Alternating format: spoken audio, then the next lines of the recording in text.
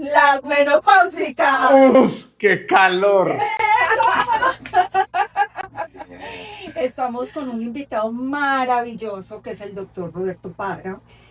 Y para mí es maravilloso por muchos puntos. El primero, fue el médico que vio a mi papá durante su proceso de enfermedad, al cual estoy inmensamente agradecido, pero sobre todo agradecida es por su humanidad. Y nosotros siempre buscamos médicos o personas que nos asesoren, pero que tenga esa parte maravillosa que es la humana. Entonces a mí lo que más me gusta de él es eso, es un científico, es un médico maravilloso, ama su carrera, todo, pero lo que más me gusta de él es la humanidad. Gracias. Gracias. Este espacio con las menopáusicas. Qué dicha, qué alegría, Estamos ¿verdad? muy contentas. Fuera de eso, ustedes no se alcanzan a imaginar.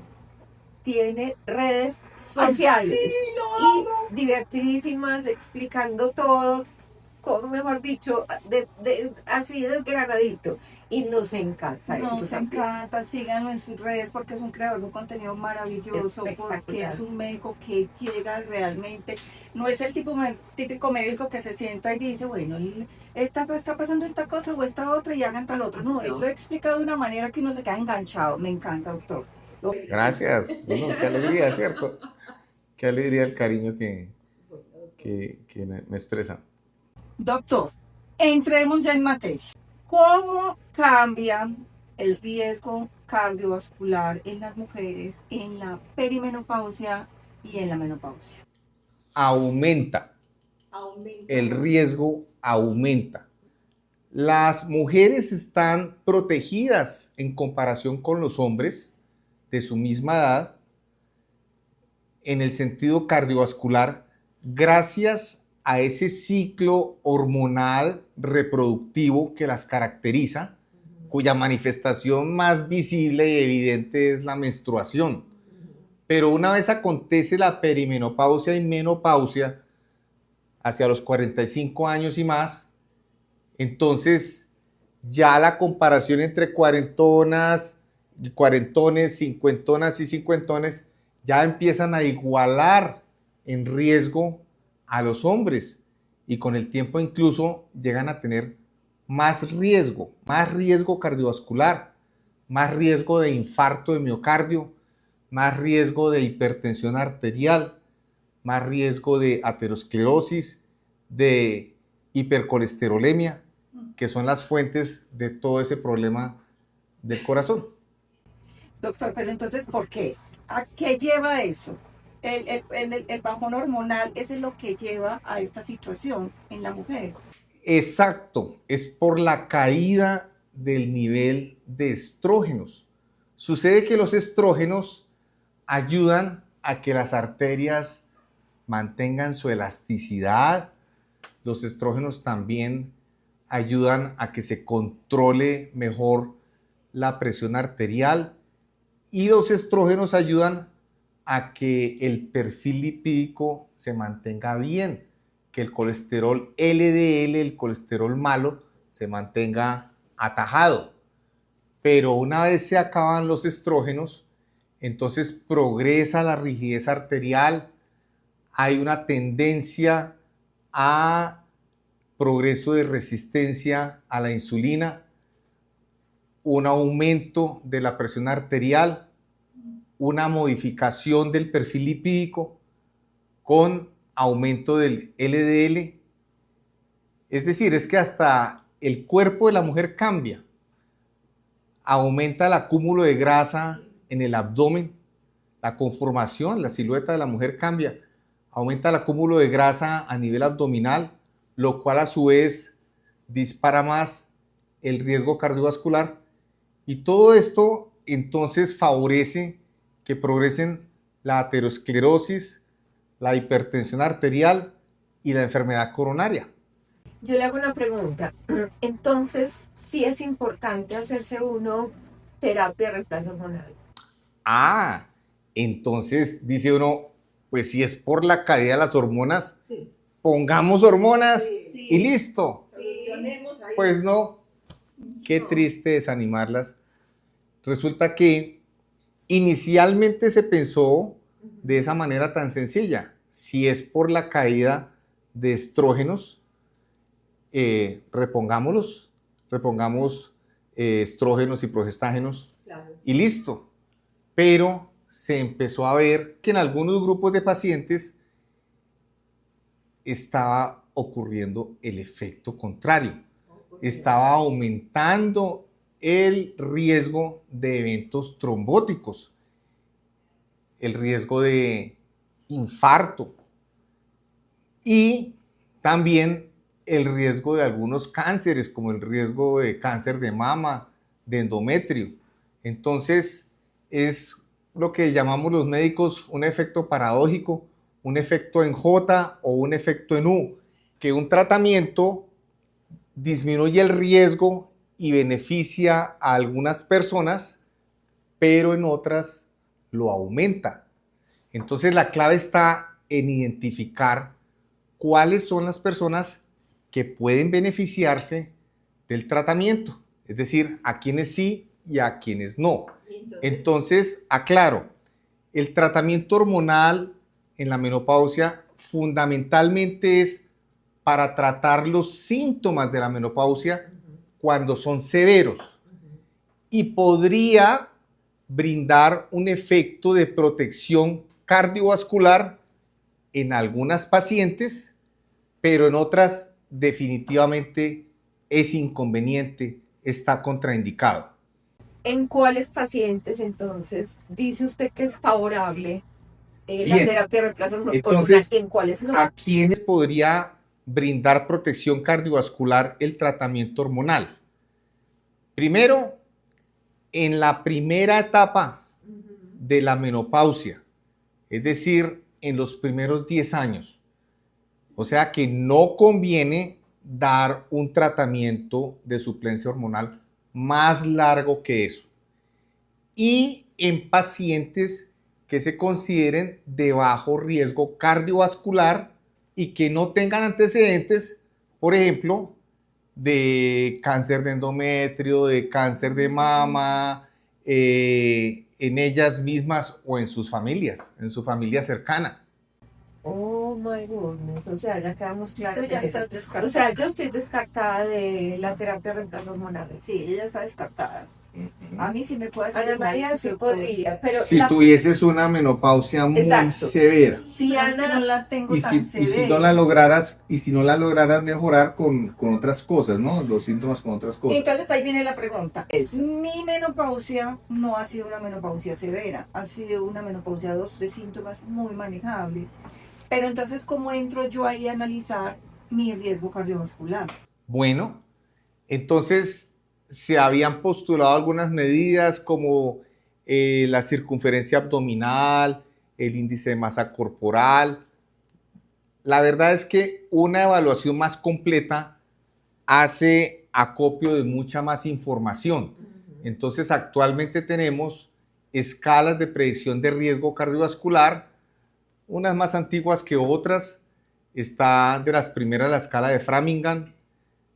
Hay otras escalas más recientes. La última, la escala Prevent, según la cual uno entonces mete los daticos de la paciente, mete la edad, el género, la presión arterial, el peso, los niveles de colesterol, si hay antecedentes familiares, y entonces esa calculadora por internet arroja un valor y se considera que es de alto riesgo si la dama tiene un riesgo igual o mayor a 7.5% a 10 años de un evento cardiovascular importante como infarto de miocardio o similares.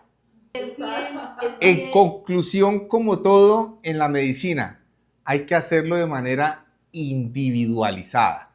Entonces, si estás sufriendo una menopausia muy sintomática, insoportable, ¡uf, qué calor! Entonces debes acudir a la consulta con el ginecólogo, endocrinólogo y con el cardiólogo, y entre nosotros nos ponemos de acuerdo para ver si eres elegible, si te beneficias de la terapia hormonal para la menopausia. Bueno, doctor, entonces yo definitivamente me voy a agendar. ¿Usted se va a agendar con el También. doctor? Porque necesitamos saber si estamos en el riesgo, si no estamos en el riesgo o si podemos entrar a terapia hormonal. En el caso de que no podamos entrar a terapia hormonal como Claudia, que definitivamente ya tiene como riesgo por los antecedentes de cáncer, ¿qué otras alternativas podemos tener? Muy interesante, muy buena tu pregunta. Es decir, si no me puedo beneficiar del tratamiento hormonal, ¿cómo puedo cuidar la salud de mi corazón y de mi sistema cardiovascular en general? Primero, buen estilo de vida. Entonces, procurar una dieta balanceada, con asesoría de nutrición, actividad física regular, unos 150 minutos semanales en 3 o más sesiones que sumen los 150 minutos a la semana de ejercicio aeróbico, por ejemplo en banda, ejercicio cardiovascular, natación, caminata rápida, bicicleta y demás. También el manejo del estrés, fundamental. Cada quien mira qué le beneficia más, que el yoga, los pilates, el mindfulness, la meditación, el esparcimiento, otras actividades. Por supuesto, no fumar, consumo responsable y moderado del alcohol, evitar los energizantes que pueden causar taquicardia e hipertensión. Y muy importante, los controles médicos. Consultar al médico para que se realice la consulta médica, el interrogatorio que es menester, la valoración de la presión arterial, la solicitud de los exámenes del perfil lipídico para mirar el colesterol total, el colesterol bueno o HDL, el colesterol malo, LDL, los triglicéridos, la glicemia, la glicada, la hemoglobina glicada, la función tiroidea. Con respecto a la hipertensión arterial, no suele bastar la presión que se toma en el consultorio. La mayoría de las veces es importante realizar un mapa, un monitoreo ambulatorio electrónico de la presión arterial durante 24 horas. Por ahí se empieza. Estilo de vida, buen estilo de vida, que conste de dieta adecuada, actividad física, manejo del estrés y la consulta médica oportuna. Entonces, Yo le pregunto, ¿cada cuánto yo me tendría que hacer ese monitoreo de los exámenes normalmente de colesterol, hacerme algo en el corazón, pues mirarme, revisarme, eso cada cuánto, presión, cada cuánto? Bueno, la consulta médica, porque se está en los 45 años, se está empezando la perimenopausia, completamente válido e indicado consultar por eso. Doctor, estoy en la edad de la perimenopausia, vengo a una revisadita de mi salud cardiovascular. Con respecto a los exámenes de colesterol, triglicéridos, glicemia, función tiroidea y demás, un electrocardiograma. Los exámenes de laboratorio se hacen, depende de su valor inicial. Entonces, si están bien, se pueden revisar a los 2 o 3 años, por ejemplo. Pero si están mal, por ejemplo, si le encontramos a la paciente el colesterol muy elevado, entonces le vamos a mandar tratamiento para la hipercolesterolemia. Y por supuesto, vamos a querer saber cómo está respondiendo al tratamiento a los 3 o 6 meses. Entonces, como siempre en la medicina, la clave es la individualización. La clave es la individualización del examen y tratamiento. Tiene toda la razón. Y la presión arterial y todo eso también. Por supuesto, entonces si la presión arterial se encontró bien, pues se puede checar a los 6 meses o al año.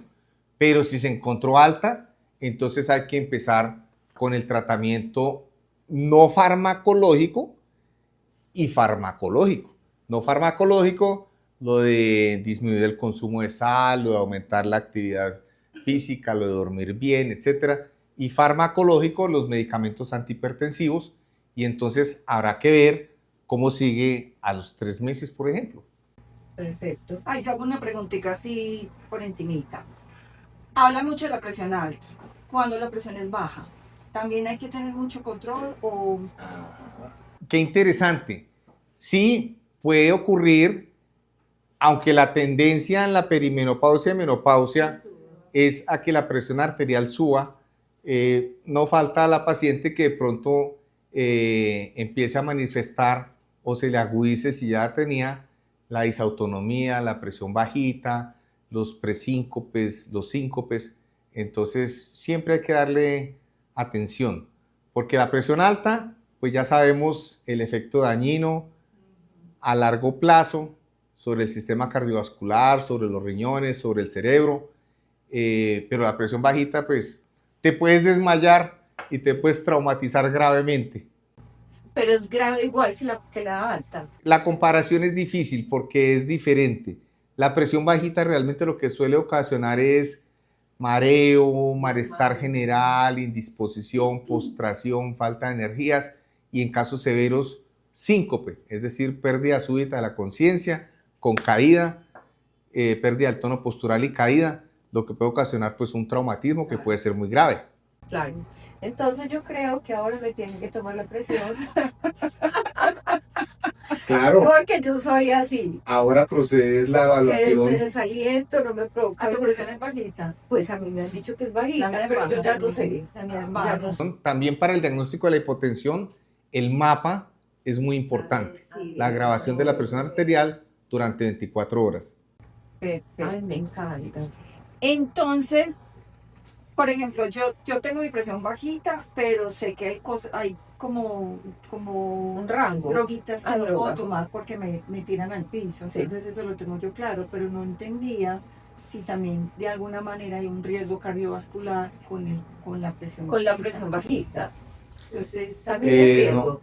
Pues el riesgo no es cardiovascular, el riesgo es de un golpazo. el Ah. riesgo ya es la consecuencia de la caída. Sí. Ah, perfecto.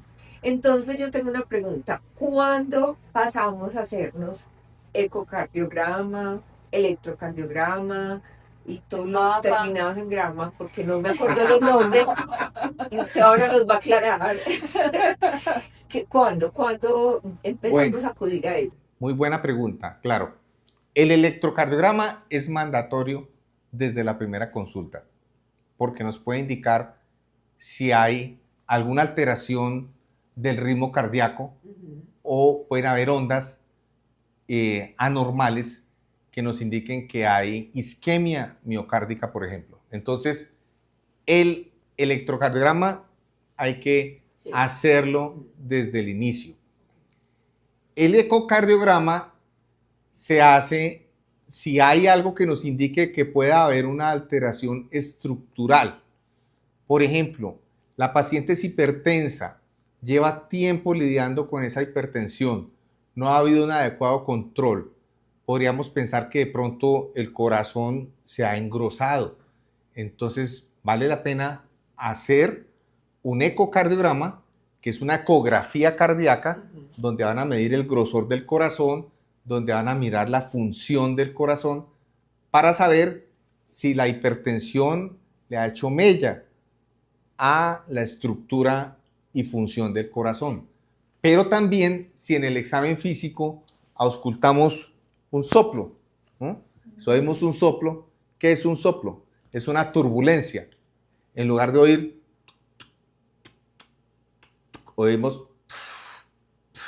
Oh, my goodness, qué bien. Entonces dice uno, uy, esa válvula está estrecha o esa válvula no cierra bien.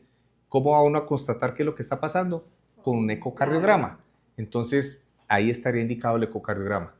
Cuando se indica, por ejemplo, una prueba de esfuerzo o un ecocardiograma de estrés con prueba de esfuerzo o con medicamentos, estratificación del riesgo coronario, cuando la paciente refiere síntomas que son sugestivos, que podrían corresponder a isquemia miocárdica. Por ejemplo, dolor en el pecho, dolor que se incrementa con la actividad física. Entonces, es bueno descartar con una prueba de esfuerzo o un ecocardiograma de estrés, que puede ser con ejercicio o con medicamentos o una medicina nuclear o un TAC de coronarias, para establecer si hay enfermedad coronaria significativa. Entonces usted me dice que hay síntomas, ¿cierto? Pero ¿qué otro tipo de síntomas puede haber que sean relacionados, que uno cree que relacionados con la menopausia, pero que no tiene nada que ver con eso? Por decirle, le pongo un ejemplo, ahora en la menopausia nos da como mucho reflujo.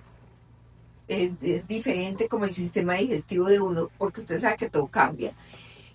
¿Qué puede ser señal de alerta?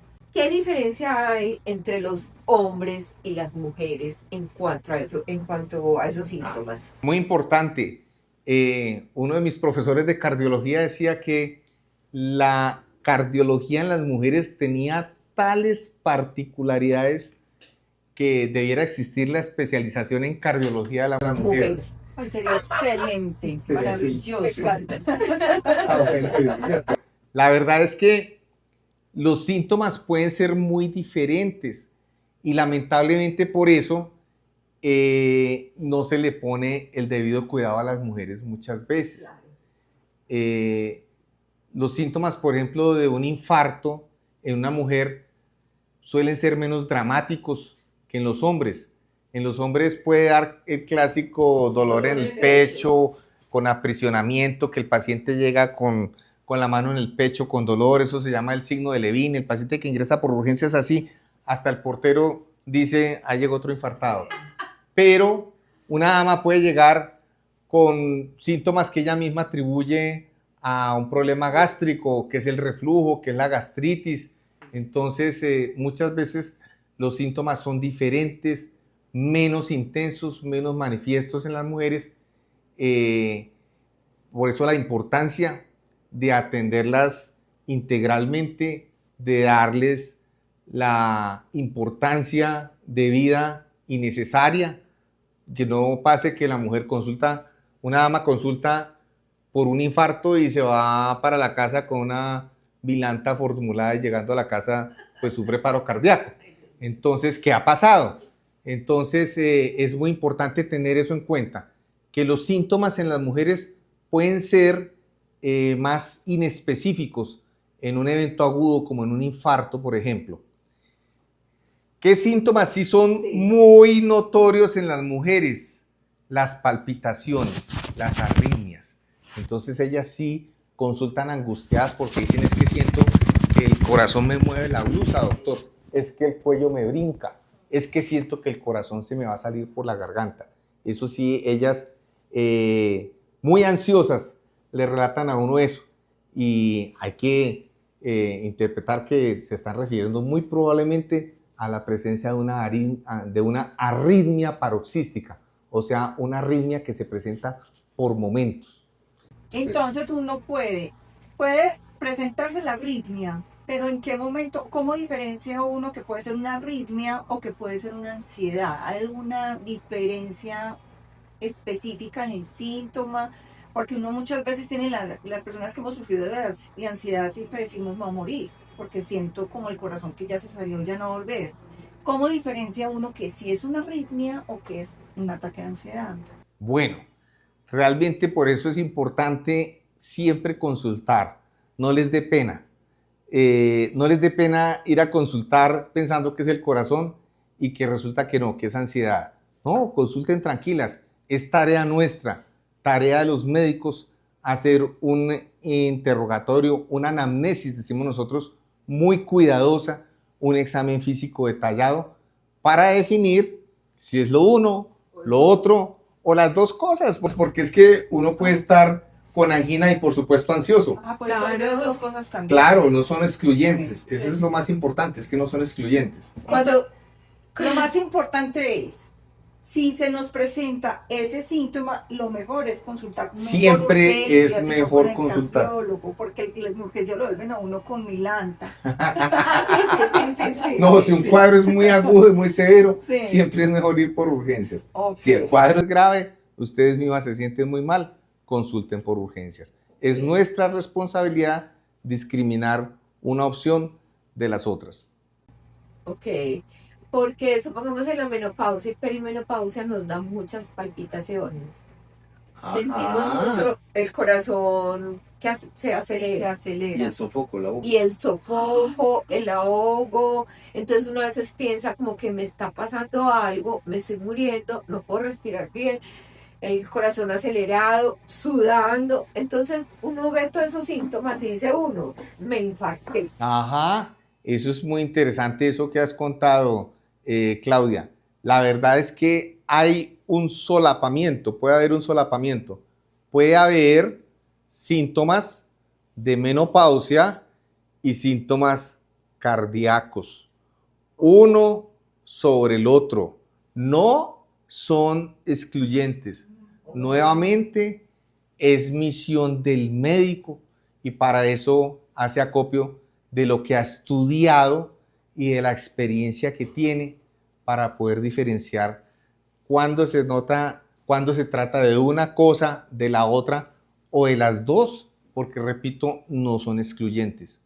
Y por supuesto, haciendo uso de los exámenes de que se dispone. Entonces, una paciente que llega refiriendo que siente palpitaciones, que siente disnea, pues procede de inmediato a examinarla, tomarle sus signos vitales, tomarle un electrocardiograma, realizarle marcadores de lesión cardíaca en sangre, observarla un rato hasta que haya claridad sobre su situación clínica. Entonces yo quiero dejar algo claro con los que nos ven. No normalicemos ningún síntoma. Así estemos en menopausia, perimenopausia, posmenopausia. Todo lo que sintamos que sea muy diferente a lo que puede ser la vida normal de uno, por decir, una palpitación. Le metemos la culpa a que puede ser a causa de la menopausia. Que los estrógenos, que los no sé qué, entonces el corazón, no normalicemos. Para eso están cardiólogos, ginecólogos, endocrinólogos.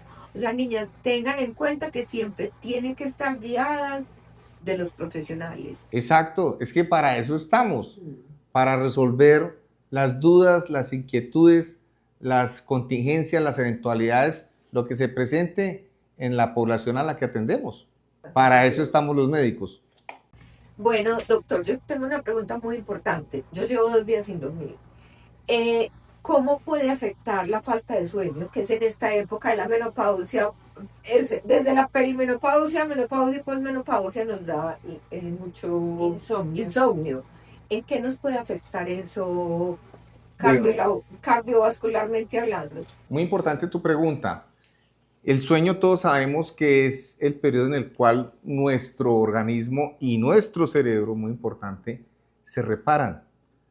Entonces, no poder dormir realmente es una alteración grave. Se puede sufrir consecuencias graves como incremento de la presión arterial, es decir, dificultad para controlar la presión arterial, o si ya hay hipertensión arterial, es muy difícil controlarla adecuadamente si no hay un adecuado sueño.